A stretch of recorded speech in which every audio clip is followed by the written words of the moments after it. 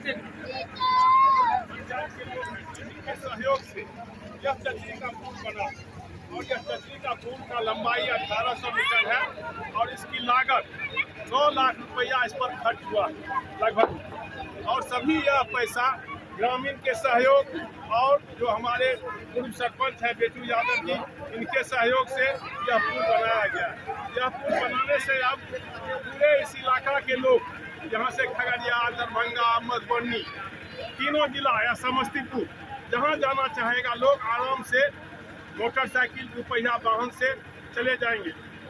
आज़ादी के बाद से आज तक ये कोसी इलाका आज़ाद नहीं हुआ, कब तक चचरी पुल बनाएंगे आप? अस्थायी पुल का निर्माण कब होगा? देखिए, यहाँ अस्थायी पुल का निर्माण जो है यह इसमें नेता लोगों की कमी है। जब नेताजी सब सही हो जाएंगे तो यह पुल बनेगा।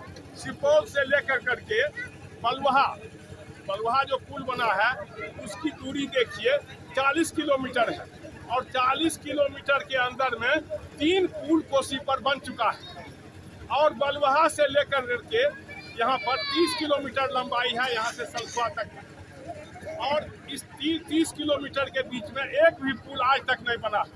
और जहाँ पर हम लोग अभी खड़े हैं कदुमर घाट पर, इस 713 करोड़ की लागत से इसका पुल और अप्रोच यह दोनों बन जाता है। इसमें पैसा कोई अधिक नहीं है, मात्र 336 करोड़ रुपया अगर दिया जाएगा तो यह पुल बन जाएगा। और 336 करोड़ के बाद इतना ही लागत 340 करोड़ से यहाँ से पहाड़पुर से लेकर के शहर बन्नी तक अप्रोच माने रोड बन जाएगा, जिसको कि 107 किलोमीटर बलवा हाट में मिला दिया जाएगा। NH 107 इस खर्च कोई अधिक नहीं है, केवल यह सरकार की लापरवाही है। सरकार नहीं चाहती है क्योंकि यह पुल बने। हम लोगों को कोसी के बांध के भीतर रखे हुए हैं। इसको बंधुआ मजदूर लोग पूछता है, नेताजी सब यही पूछते हैं, यह बंधुआ मजदूर है, जाएगा कहाँ? वोट तो हमको देगा ही।